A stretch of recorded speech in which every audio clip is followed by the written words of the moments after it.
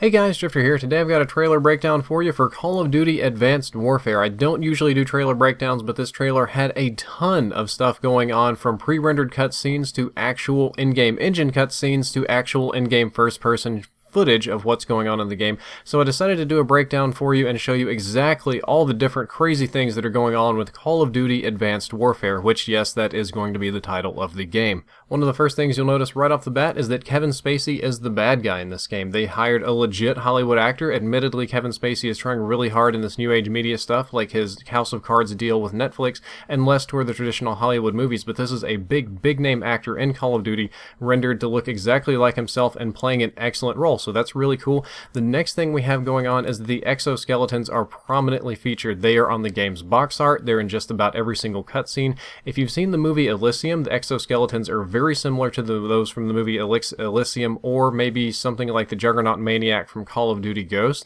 They do a whole lot of different things. One of them is that it gives you extra strength. You have the ability to punch in doors and walls and armored cars and just tear stuff up with your hands. I guess it gives you like super punchy arms. It gives you some sort of a Spider-Man ability to where you can suction cup your hand to the wall, or at least magnetically stick to it and climb up the wall. You see the super jump happening several times in the trailer, people jumping much higher or farther than they should be able to. You'll also see a black visor come down several different times. I am assuming this gives you different visual modes like the Predator, or that's the explanation for your heads-up display, that in the future you will fight with a visor that has cameras that allows you to see things that you might not normally be able to see.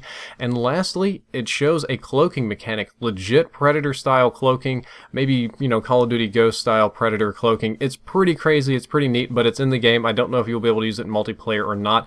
The next thing that you'll miss if you're not careful enough is that there's a legit mech suit. I heard rumors about this back in the day that the next Call of Duty game would have mechs in it, and I didn't really believe it, but this is a mech suit, or an exoskeleton plus. It looks kind of like a District 9 style mech, if you've seen the movie District 9, or maybe the tiniest, saddest Gundam you've ever seen in your life. I would maybe describe it as that, but there are mechs in Call of Duty now. Moving on to the gun department, there are lots of guns on display, but today we're only going to talk about the interesting one. For whatever reason, there was this gun seen twice with double red dot sights. No idea why we have the double red dot or the double holograph or the double display sights, but it's interesting and it's there.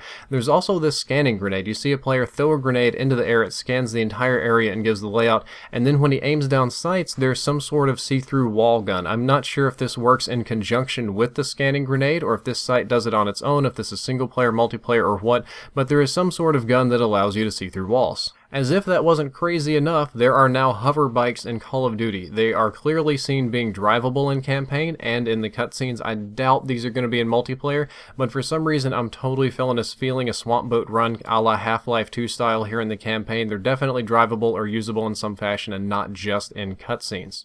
On the equipment side of things, you will see that there is a stretchy portable Kevlar wall used when they assault the Necron energy plant. I'm not sure if this is going to be multiplayer or not, but definitely part of the single player story.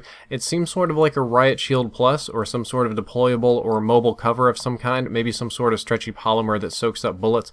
There is a railgun that you see firing. I'm assuming the player gets to fire this, and there are these spider tanks that kind of stamp around, but they really look more like AI or NPCs or cutscenes only. It doesn't look like something that you're going to be driving.